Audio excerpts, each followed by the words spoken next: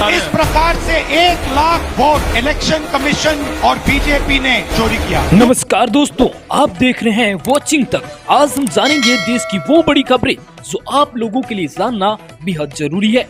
जानेंगे हर वो बड़ी खबर जो पूरे देश के लिए जानना जरूरी है। जानेंगे राहुल गांधी ने वोट चोरी के मुद्दे को एक बार कहां उठा दिया।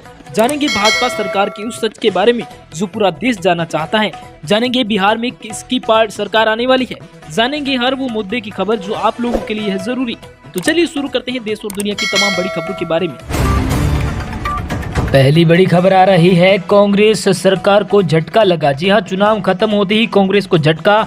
पूर्व केंद्रीय मंत्री डॉक्टर शकील अहमद ने छोड़ी पार्टी। बता दें आपको, बिहार असेंबली इलेक्शन 2025 के दूसरे चरण के बाद वरिष्ठ नेता और डॉक्टर शकील अहमद ने कांग्रेस की प्राथमिक सदस्यता से इस्तीफा दे दिया। उन्होंने पारिवारिक कारणों और कुछ नेताओं से मतभेद का हवाला दिया। डॉक्टर अहमद ने स्पष्ट किया है कि वे किसी अन्य पार्टी में शामिल नहीं होंगे और कांग्रेस की नीतियों के प्रति अपनी निष्ठा बनाए रखेंगे। उन्होंने पहले ही चुनाव न लड़ने का फैसला कर लिया था और मतदान के बाद इस्तीफे की घोषणा की ताकि पार्टी को नुकसान न हो। अगली बड़ी खबर आ रही है, बिहार एग्जिट पोल में एनडीए की बन रही सरकार। बता दें आपको, बिहार विधानसभा चुनाव के बाद आए एग्जिट पोल में एनडीए को बहुमत मिलने का अनुमान है। एग्जिट पोल के अनुसार एनडीए 140 से 150 सीट जीत सकती है, जबकि महागठबंधन को 85 से 95 सीट मिलने की संभावना है। प्रशांत किशोर की जनसुराज पार्टी का प्रदर्शन कमजोर रहने का अनुमान है। इन रुझानों के से नीतीश कुमार के नेतृत्व में एनडीए की सरकार बनने की सबल संभावना जताई जा रही है। अगली बड़ी खबर आ रही है, दिल्ली के बाद इंडिगो को मिली बम की धमकी। दिल्ली, मुंबई और गोवा समेत 5 एयरपोर्ट पर हाई अलर्ट। दिल्ली के लाल किला के पास धमाके के बाद अब इंडिगो को एक धमकी भरा ईमेल मिला जिसमें कई एयरपोर्ट को उड़ाने की बात कही है। दिल्ली एयरपोर्ट पर बम की सूचना अफवाह निकली। दिल्ली, चेन्नई और गोवा के एयरपोर्ट पर भी सुरक्षा व्यवस्था कड़ी कर दी गई। अगली बड़ी खबर आ रही है, दिल्ली ब्लास्ट की दूसरी लेडी डॉन कौन? हमले से पहले जैश की महिला विंग में हुई थी शामिल। पुलवामा अटैक से कनेक्शन। जी हां, दिल्ली के लाल किले के पास हुए धमाके के बाद तार जैश ए मोहम्मद से जुड़ रहे हैं। लखनऊ की डॉक्टर शाहीन सईद की गिरफ्तारी के बाद पता चला है कि जैश एक महिला विंग बना रहा था जिसकी कमान शाहीन के हाथ में थी। इस विंग का नाम जमात उन मोमिनात है। पुलवामा हमले के मास्टरमाइंड की पत्नी अफीरा बीबी भी इस विंग में शामिल हुई थी। शाहीना सईद को लेकर लाल किला मेट्रो स्टेशन के पास विस्फोट से बाद गिरफ्तार किया गया था। अगली बड़ी खबर आ रही है, अदालत में फर्जी रसीदों से 5 लाख का घोटाला। कम फीस जमा कर रसीद में जीरो बढ़ाता रहा वकील। वकालतनामा भी दूसरे के नाम का लगाया। बता दें, उज्जैन में एक वकील ने कोर्ट फीस की फर्जी रसीदों से 5 लाख से ज्यादा घोटाले को अंजाम दिया। मामला बड़नगर कोर्ट का है। आरोपी वकील के खिलाफ एफआईआर दर्ज कर पुलिस जांच में जुट गई।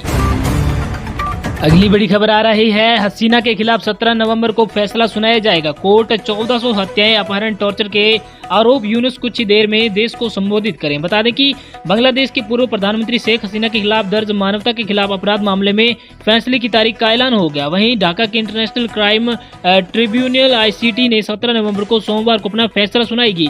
आज फैसले के पहले आईसीटी के आसपास सुरक्षा के कड़े इंतजाम किए गए थे। वहीं सरकारी वकीलों ने हसीना के खिलाफ 5 गंभीर आरोप लगाए जिनमें हत्या, अपराध और रोकने में नाकामी और मानवता के खिलाफ अपराध सबसे अहम है। सरकारी वकीलों ने उनके लिए फांसी की सजा की मांग की। हसीना की पार्टी अवामी लीग ने गुरुवार सुबह से शाम तक देशव्यापी लॉकडाउन का ऐलान किया। मामले में बढ़ते तनाव को देखते हुए बांग्लादेश हाई अलर्ट पर है। देश भर के एयरपोर्ट और अहम इमारतों पर पुलिस और सेना की तैनाती बढ़ा दी। चीफ एडवाइजर मोहम्मद यूनुस कुछ ही देर में देश को संबोधित करेंगे।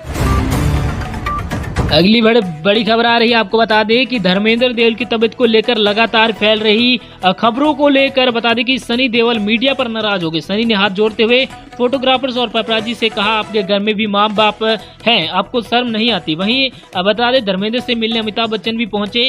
अस्पताल से डिस्चार्ज होने के बाद अमिताभ बच्चन उनसे मिलने पहुंचे थे। सोशल मीडिया पर बिग बी का एक वीडियो सामने आया जिसमें वो गाड़ी चलाकर एक्टिव की घर की तरफ जाते थे। इसके अलावा और भी कई सारे सेलिब्रिटी उनसे मिलने के लिए पहुंचे।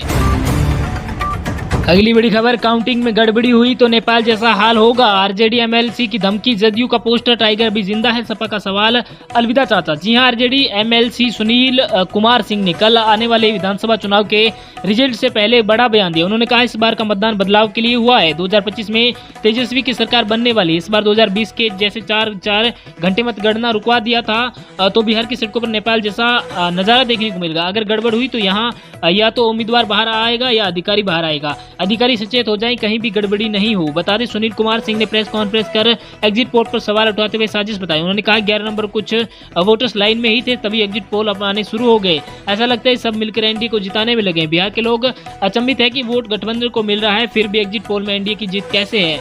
वहीं जदयू का पोस्टर टाइगर अभी जिंदा है। बिहार विधानसभा चुनाव 2025 के नतीजे कल शुक्रवार को आएंगे। इससे पहले आज गुरुवार को जदयू ऑफिस के बाहर पोस्टर लगाया गया है जिस पर लिखा है टाइगर अभी जिंदा है।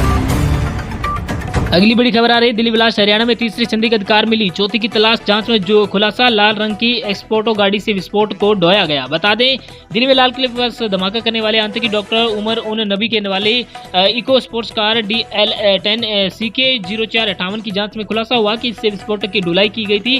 कार की फॉरेंसिक जांच में इसके सुराग मिले हैं। यह कार करीब 18 घंटे से फरीदाबाद की खंदावली गाँव में खड़ी है। दिल्ली से पहुंची NIA और NSG की टीमें बुधवार शाम से ही जाँच कर रही है। वहीं पुलिस ने कार खड़ी करने वाली वहीम को भी गिरफ्तार कर लिया।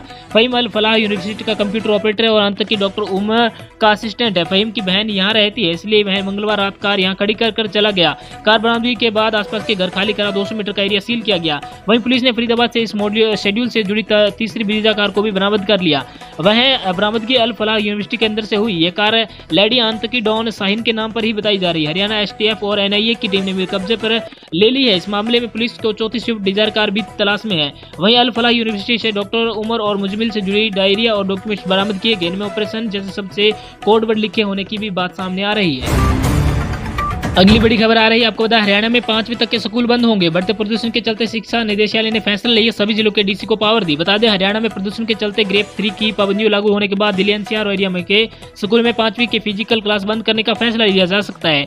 वहीं शिक्षा निदेशालय ने हालातों के अनुसार फैसला लेने के लिए सभी जिलों के DC को पावर सौंपी है। हरियाणा शिक्षा निदेशालय ने सभी जिलों को DC के लेटर जारी कर कहा है कि दिल्ली NCR में एयर क्वालिटी इंडेक्स AQI काफी बड़ा है, इसलिए गाइडलाइन के अनुसार 5वीं तक के बच्चों की ऑनलाइन क्लास ही लगाई जाए। यही नियम सभी सरकारी और प्राइवेट स्कूलों में लागू किया जाएगा।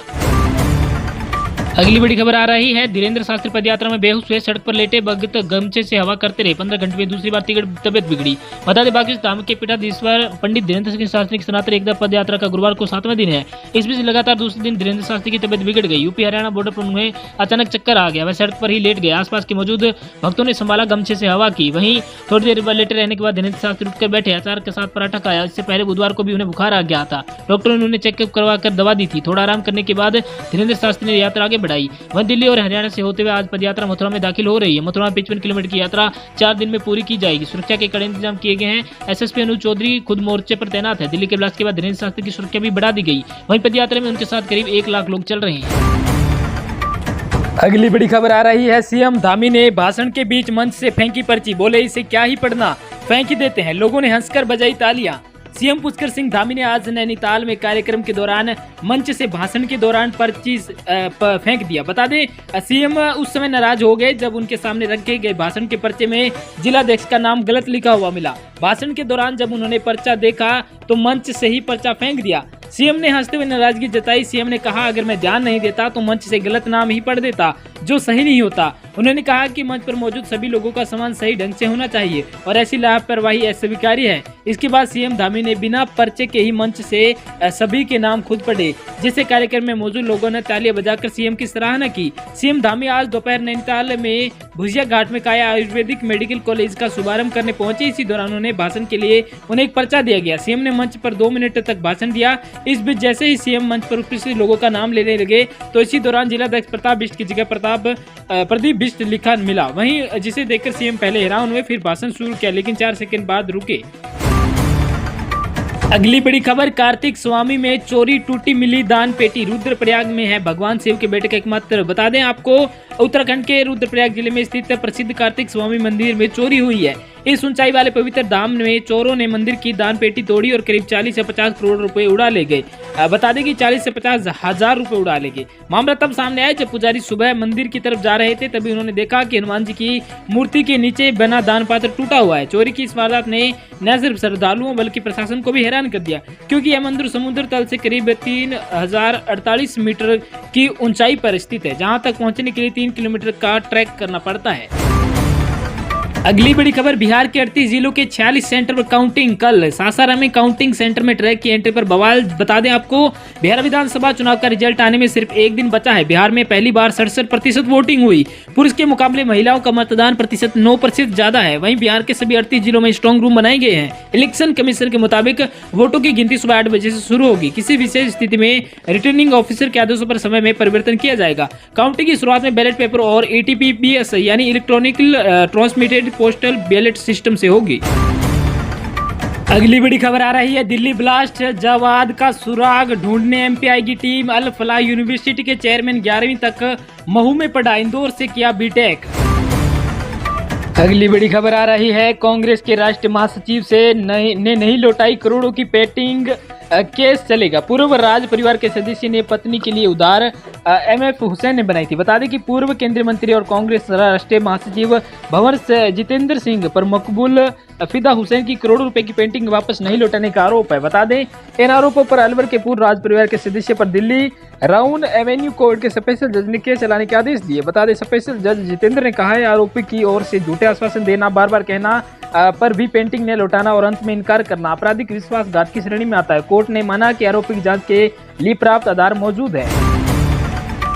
अगली बड़ी खबर आ रही है, दिल्ली ब्लास्ट हरियाणा में तीसरी संदिग्ध कार मिली। यह है लेडी टेररिस्ट शाहीन की लाल कार में विस्फोटक ढोने के सुराग। फरीदाबाद में पार्क करने वाला अरेस्ट। दिल्ली में लाल किले के पास कार धमाके करने वाले औंतकी डॉक्टर उमर उन नबी के नाम वाली इको स्पोर्ट्स कार की जांच में खुलासा हुआ है और बताया जा रहा है कि कार को फोरेंसिक जांच में काफी सुराग भी मिले हैं। अगली बड़ी खबर बता दें कि पाकिस्तान के संविधान में एक साथ 48 अनुच्छेदों में बदलाव कर दिया है। आर्मी चीफ असीम मुनीर को तीनों सेनाओं का कमांड मिला। विपक्षी पार्टियां नाराज, बिल की कॉपड़ियां फाड़ी। बता दें कि पाकिस्तान की संसद में बुधवार को आर्मी चीफ असीम मुनीर की शक्तियों को बढ़ाने और सुप्रीम कोर्ट की ताकत को कम करने वाले 27वें संवैधानिक संशोधन को मंजूरी दे दी। पाकिस्तानी ऑब्जर्वर की रिपोर्ट मुताबिक इस संशोधन में 48 आर्टिकल में बदलाव का प्रस्ताव दिया गया। नेशनल असेंबली ने इस बिल का 234 मतों की बहुमत से पास किया। वहीं 4 सांसदों ने विरोध में वोट दिया, जबकि सीनेट ने इसे 2 दिन पहले ही मंजूर कर लिया था। राष्ट्रपति आसिफ अली जरदारी के साइन के बाद यह कानून बन जाएगा। अगली बड़ी खबर आ रही है, हिमाचल में 2 समुदाय में टकराव, हिंदू संगठन का चक्का जाम। रात को पुलिस चौकी में घुसकर प्रदर्शन, देवी देवताओं को गाली देने का आरोप। हिमाचल प्रदेश के चंबा में 2 समुदाय के बीच झड़प हो गई। एक समुदाय के युवक पर मारपीट और देवी देवताओं को गाली गलौज करने के आरोप लगे। रात के समय ही लोगों ने पुलिस चौकी का घेराव कर जमकर हंगामा किया, पुलिस के साथ भी धक्का मुक्की की। इसके बाद गुरुवार सुबह से हिंदू संगठन और स्थानीय लोग चंबा में इकट्ठे हो गए। हिंदू समुदाय के लोगों ने इसके विरोध में सड़क पर चक्का जाम कर दिया, मारपीट और देवी देवताओं को अपशब्द कहने वालों के खिलाफ कार्रवाई की मांग की। उधर मामले में चंबा पुलिस ने एक आरोपी को हिरासत में लिया, लेकिन बाकियों का अभी तक पूरा सुराग नहीं मिल पाया। आप देख रहे हैं वॉचिंग तक। देश और दुनिया की तमाम बड़ी खबरें बिल्कुल सटीकता से और विश्लेषण के साथ जानने के लिए आप हमारे चैनल को आज ही सब्सक्राइब करें।